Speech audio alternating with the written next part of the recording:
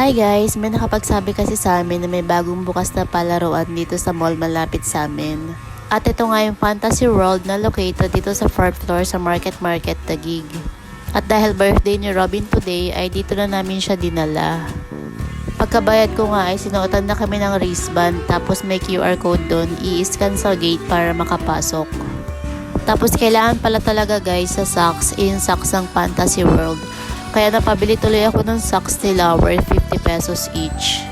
Pero maganda naman siya guys kasi meron siyang design yung color itim na yun para hindi ka madulas. Ang rate pala nila dito is 550 pesos, good for 3 hours na yun. At 750 pesos naman kung gusto mo naman ng unlimited. Sa 550 pesos na yun ay kasama na rin palang isang companion. At dahil nga apat kami ay dalawang 550 yung binayaran ko plus 200 pesos na socks. At sulit na yun guys dahil 3 hours ba naman. Nagtanong din pala ako sa kanila kung may promo kapag birthday, sabi nila wala daw. At yung rate nga nila guys ay posibleng magtaas sa susunod na araw dahil opening promo rate lang nila yung 550 pesos. Kaya pumunta na kayo habang maaga pa guys. Isa nga daw kasi ito sa pinakamalaking indoor playground. At syempre talaga naman mag-e-enjoy din tayo mga nanay, hindi lang ng mga bata. Meron nga sila ditong bumper car. Ito nga yung pinipilahan pero mabilis lang naman kasi 3 minutes ka lang namang sasakay. Tapos kung gusto mong umulit, edi pumila ka na lang ulit.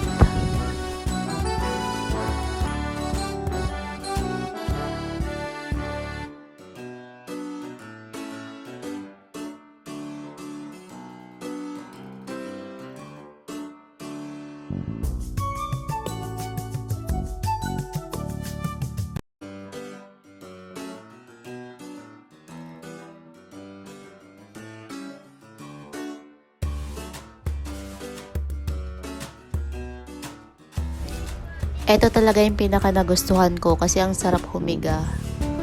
Kaya pala yung andun sa may sulok ay hindi na umaalis, nandun lang siya.